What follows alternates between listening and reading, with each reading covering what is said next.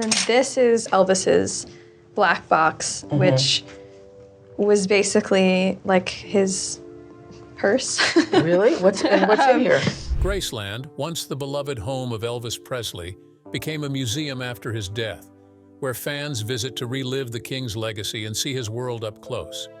But now, a shocking discovery has changed everything. A secret room has been found, hidden from everyone, even his family. What was Elvis hiding there? Why was it never revealed? Join us as we uncover the mystery beneath Graceland, the king's final days. The year was 1977, and the king of rock and roll was fighting battles nobody could see. His face, once lean and handsome, had grown puffy. His jumpsuits, bedazzled and bright, now had to be made larger. The stages he performed on still erupted with screams and flashbulbs, but when the curtain closed, Elvis returned to a different world. A quieter one, a lonelier one. The pills started as help. Doctors prescribed them for pain, for sleep, for energy, but over time they became chains. Some mornings he struggled to wake up. Some nights he wandered the mansion alone, speaking to no one. His voice, the one that changed music forever, now barely rose above a whisper during private moments. Vernon Presley, his father, watched with aching eyes. He saw his son slipping away but felt powerless to stop it. Ginger Alden, Elvis's fiancée, tried to bring light back into his days. She held his hand and whispered soft words, but even love could not cure what was breaking inside him. Fame had become a prison. Millions adored him, yet he felt utterly alone. Graceland, his sanctuary, had turned into something else. The rooms felt too big. The tension grew thicker as summer stretched on. Everyone could feel it. Something was coming, though no one dared say it out loud. Then, on August 16, 1977, the world stopped. Elvis was found unconscious in his bathroom. Paramedics rushed him to the hospital, but it was too late. The king was gone. He was just 42 years old. The news spread like wildfire. Fans collapsed in the streets. Radio stations played his songs on repeat. Thousands gathered outside Graceland, weeping and praying. But beneath the grief, questions swirled. What really happened? Why did he pass away so young? And what secrets did Graceland still hold? But before he passed away, Elvis built something no one expected. Something hidden. Something that would change everything we thought we knew about the king, the birth of Graceland. Rewind 20 years. It's 1957, and a young man with slicked back hair and a devil's grin just bought himself a mansion. Elvis Presley was only 22 years old, but he already had the world at his feet.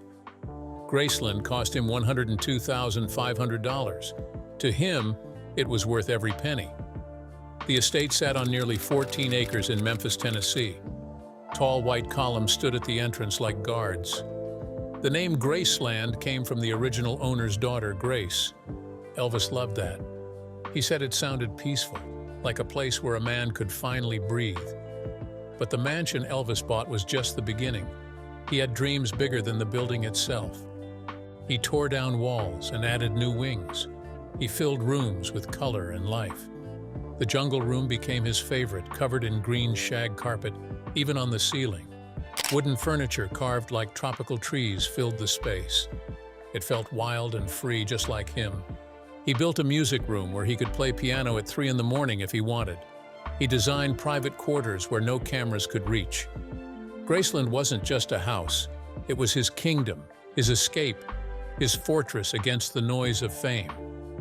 His mother, Gladys, loved Graceland most of all. She would sit on the porch in the evenings, smiling at her son's success. Vernon, his father, managed the estate and kept watch over everything. Later, when Priscilla became his wife, she brought elegance to the rooms. And when baby Lisa Marie arrived, her laughter echoed through the halls like music. But even in those early joyful days, something unusual was happening. Beneath the glittering surface, beneath the fame and the music and the legend, Elvis Presley was building something else entirely.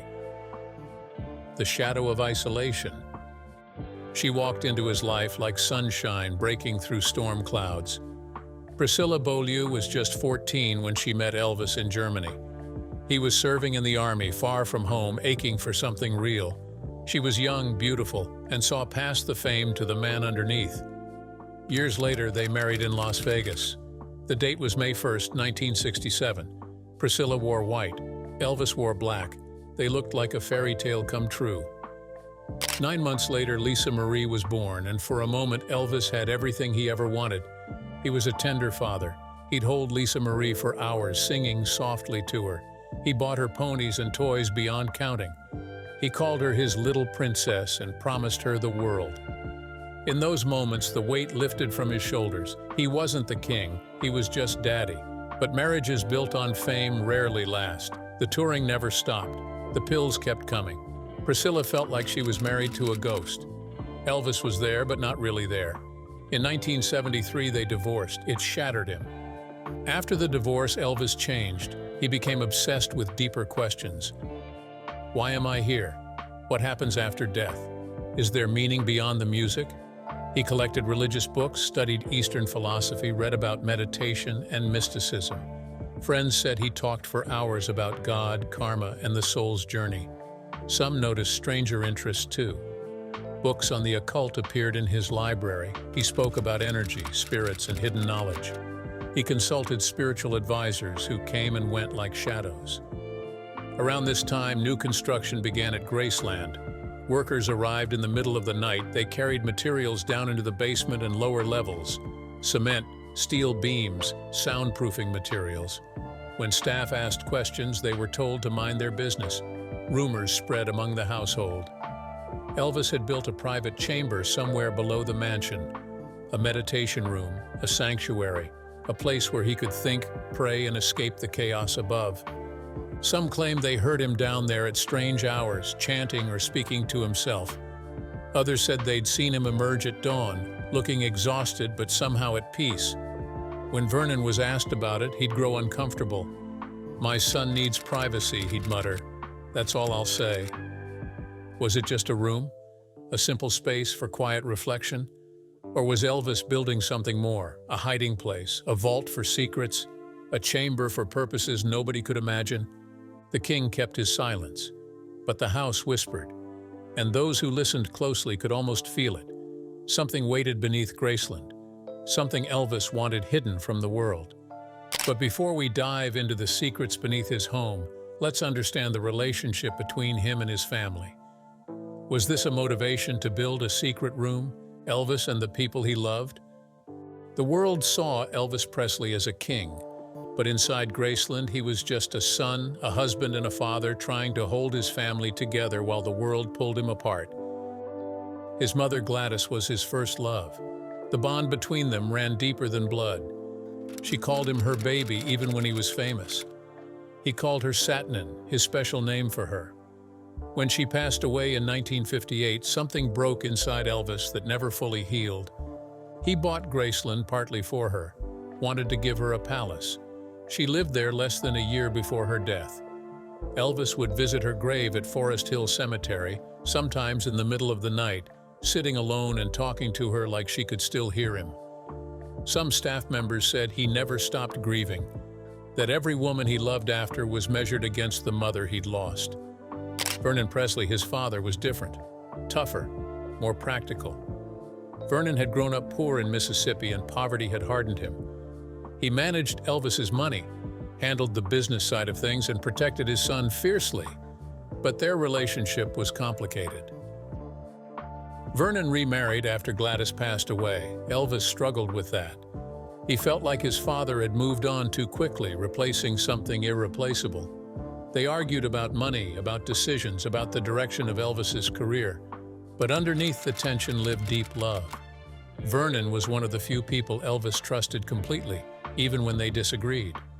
As Elvis's health declined in the 70s, Vernon watched helplessly. He saw the pills, saw the weight gain, saw his son slipping away.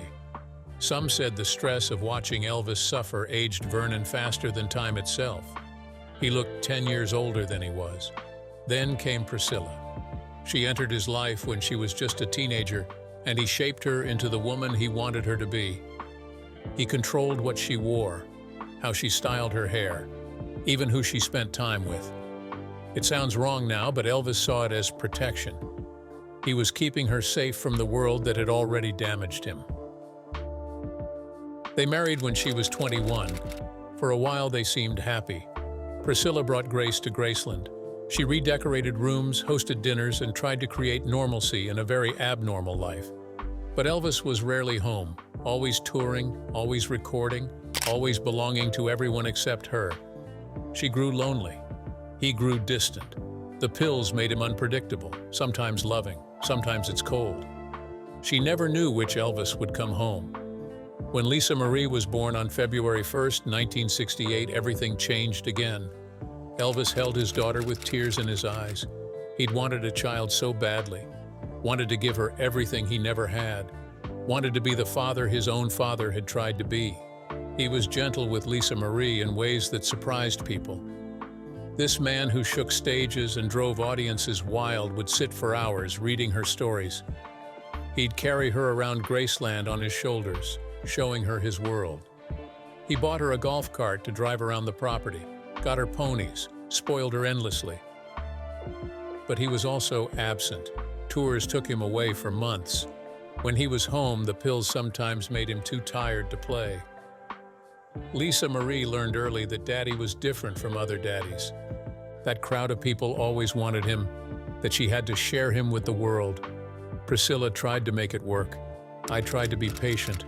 But by 1972, she'd had enough. She'd met someone else, someone who was actually present, someone who could give her a normal life. The divorce in '73 devastated Elvis. He'd lost his mother. Now he was losing his wife and in some ways his daughter. Lisa Marie would live with Priscilla in California. Elvis would see her during visits, but it wasn't the same. He called Priscilla sometimes late at night crying, asking what went wrong, begging for another chance. She stayed kind but firm. She still cared about him, would always care about him. But she couldn't live in his shadow anymore. After the divorce, Elvis poured his heart into Lisa Marie during their time together. He wanted her to know she was loved, wanted her to understand that the divorce wasn't her fault. He'd take her shopping, buy her anything she wanted. They'd watch movies in his private theater. He'd sing to her softly when she couldn't sleep. But he was also worried she'd forget him, worried she'd grow up and not understand why he'd been gone so much, worried she'd remember him as the sad, sick man he was becoming instead of the father who loved her more than life. His relationships with friends were equally complex. The Memphis Mafia, his inner circle of guys, were like brothers, but Elvis paid their salaries. They depended on him for everything. Real friendship is hard when money creates unequal ground. Some stayed loyal until the end. Others left when things got too dark. Red West and Sonny West, two of his oldest friends, were fired in 1976. They wrote a tell-all book about his substance use. Elvis felt betrayed. These were men he'd trusted with his life, and they'd sold his secrets for profit. The loneliness ate at him. He was surrounded by people but felt utterly alone. Everyone wanted something. Nobody just wanted him. In his final years, he'd wander Graceland at night, visiting rooms filled with memories. His mother's room kept exactly as she'd left it. Lisa Marie's room, empty when she was with Priscilla. The spaces where love used to live. He'd go down to his secret room, the one nobody knew about. Down there, he could be honest, could admit he was scared, could write letters to his daughter that he hoped would explain everything one day, could pray for peace he couldn't find anywhere else. The people around Elvis loved him, truly loved him, but love couldn't save him from himself, couldn't cure the addiction, couldn't fill the emptiness that fame had carved into his soul. Vernon would survive his son by only 2 years. The grief took his life slowly. Priscilla would spend decades protecting Elvis's legacy, never remarrying, forever tied to the man she'd divorced. And Lisa Marie would carry his memory like a weight and a gift, struggling with her own demons, always searching for the father she'd lost too soon. Elvis Presley gave everything to the world, but the people he loved most only got pieces, fragments of a man who belonged to everyone and no one at the same time. But there were secrets even his family didn't know, things Elvis kept locked away, not just in his heart, but beneath the very ground they walked on. The legend of the hidden room. The stories started small, a whisper here, a rumor there, but over the years they grew into something bigger, something that refused to fade, just like the memory of Elvis himself. People who worked at Graceland in the 70s began sharing strange tales. Construction workers who'd been sworn to silence eventually broke their vows. They spoke of projects that made no sense, deliveries that arrived after midnight, materials hauled through service entrances when everyone else had gone home. One former electrician claimed he'd been hired to wire a space below the mansion. He said the room was deep, reinforced with concrete walls twice as thick as normal. When he asked what it was for, the foreman told him to finish the job and forget what he'd seen. He never went back to Graceland after that week. Some believed Elvis built a secret recording studio down there, a place where he could create music without producers breathing down his neck, without Colonel Parker demanding another hit. Just Elvis, his voice, and complete freedom. They imagined tapes stacked on shelves, songs the world never heard, melodies locked away in darkness. Others had different theories. They said the chamber held personal treasures, love letters from women whose names never made the papers, journals filled with his private thoughts, photographs of moments too precious or too painful to share. Maybe even his mother's belongings, kept close because he could never let her go. The spiritual theories ran deeper. Friends knew about Elvis's fascination with life after death. He'd told people he believed the soul continued beyond the body.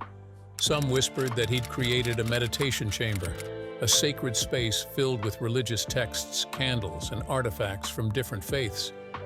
A place where he could search for answers to questions that haunted him.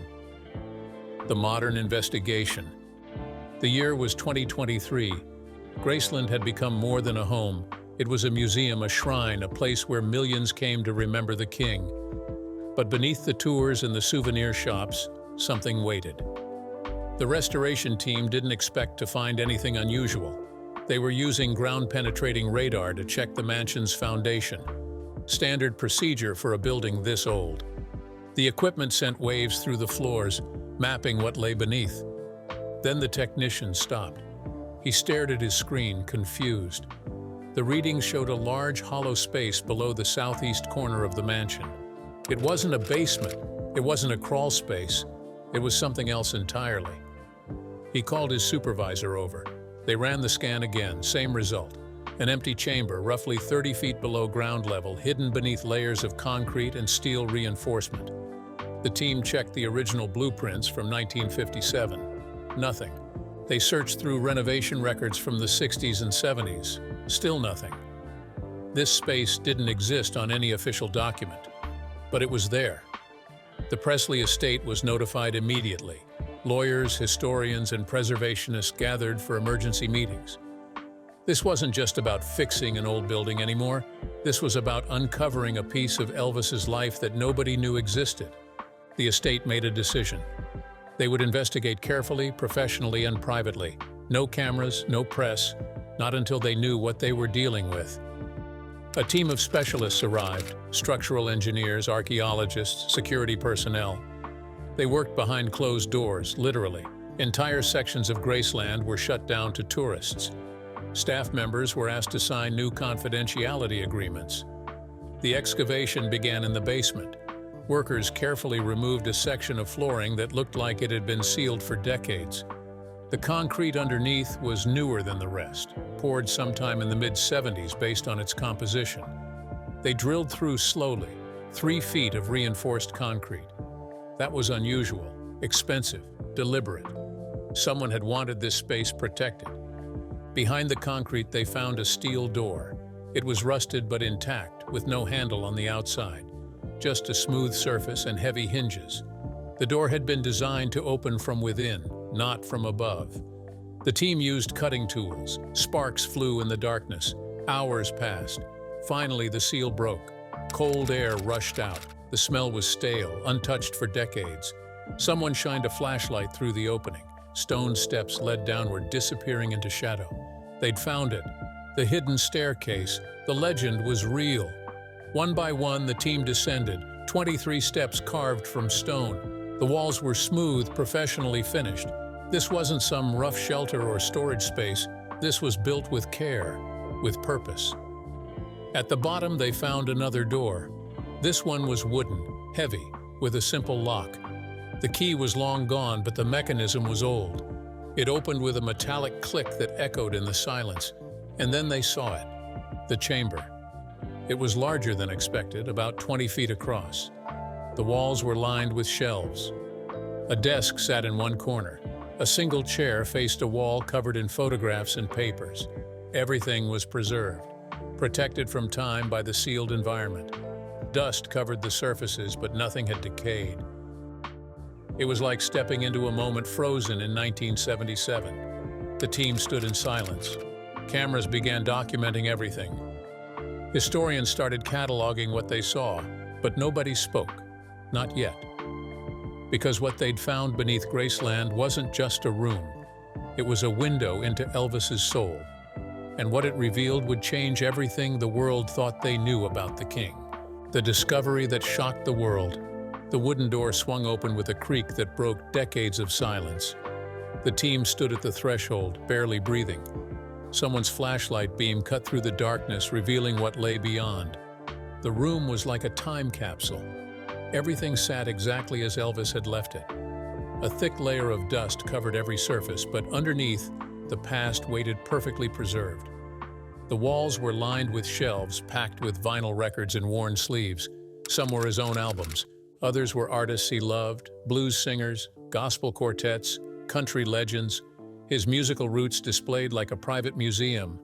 A desk dominated one corner of the room. On it sat stacks of papers, their edges yellowed but readable. The team approached carefully, reverently. These weren't just documents. They were pieces of Elvis's mind.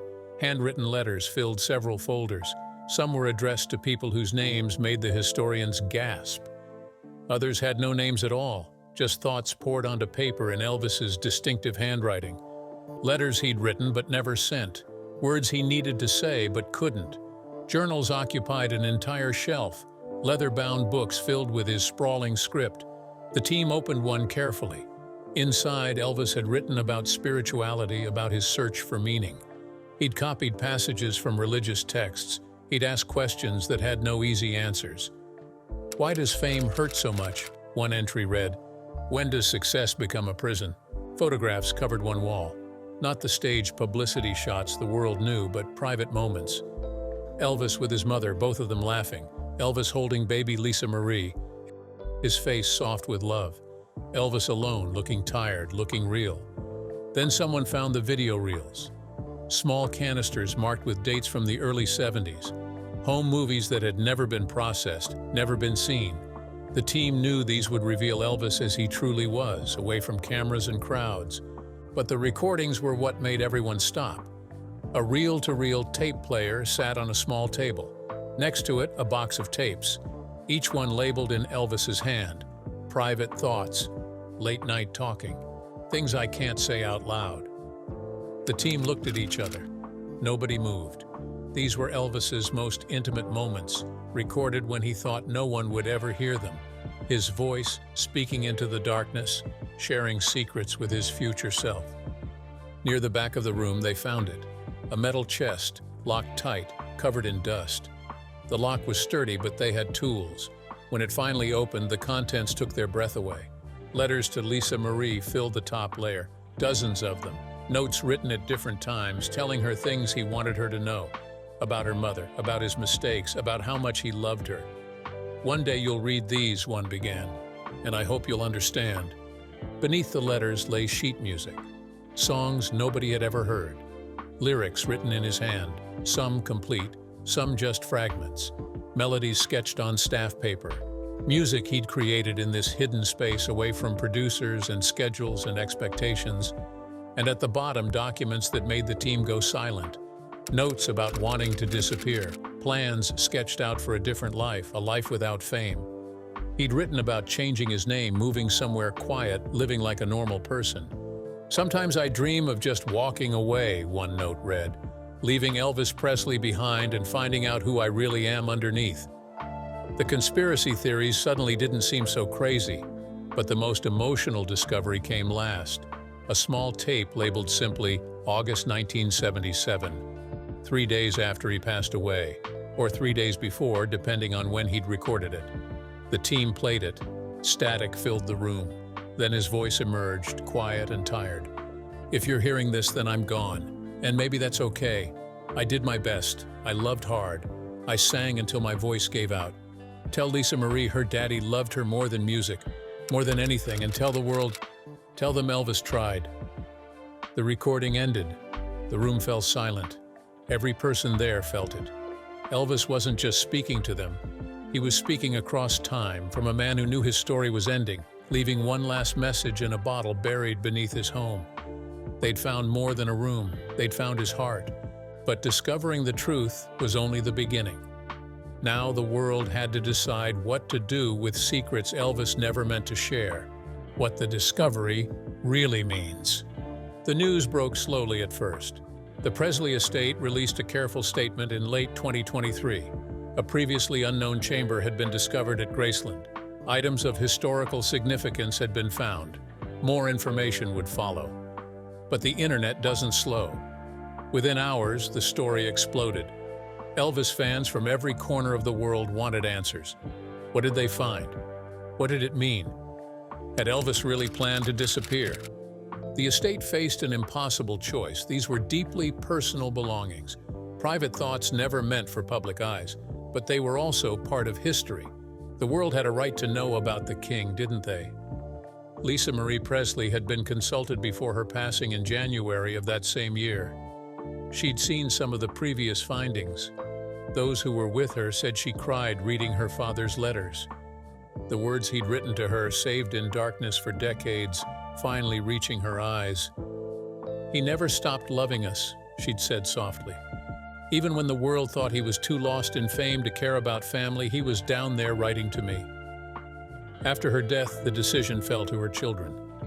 Riley Keough and her siblings now carried the weight of their grandfather's legacy. They chose a middle path.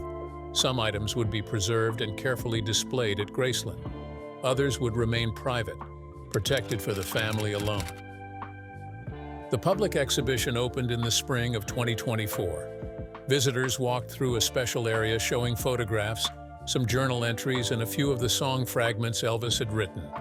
But the recordings of his voice, the letters to Lisa Marie, and the documents about disappearing stayed locked away. Historians found themselves with more questions than answers. The discovery didn't solve the mystery of Elvis. It deepened it. They'd always known he struggled. Now they understood how much. They'd known he was lonely. Now they felt it. One music professor said it best. "We thought we knew Elvis Presley. We had the records, the movies, the concerts, but we didn't know him at all." This room shows us a man searching desperately for peace in a world that wouldn't let him rest. The conspiracy theories evolved. Some still believed Elvis faked his death and escaped. The documents about disappearing seemed to support it. But others saw something sadder. A man who dreamed of escape but never found the courage, or maybe never found the way. Graceland changed after the discovery. It stopped being just a museum and became something more sacred. People walk through differently now. They understood that beneath the gold records and jumpsuits, beneath the fame and the legend, lived a human being who hurt just like everyone else. The secret room became a symbol, not just of Elvis, but of all the hidden parts of people. The pieces we lock away because they're too raw, too real, too vulnerable to share. His grandchildren visited the chamber privately once. They stood where he'd stood, touched the desk where he'd written. Riley said later it felt like meeting her grandfather for the first time. Not Elvis the superstar, just Elvis the man. The recordings remain sealed. Maybe they'll be released one day. Maybe they never will. But their existence changed everything. Knowing that Elvis's voice still speaks from beyond death, sharing thoughts he kept hidden makes him immortal in a way fame never could.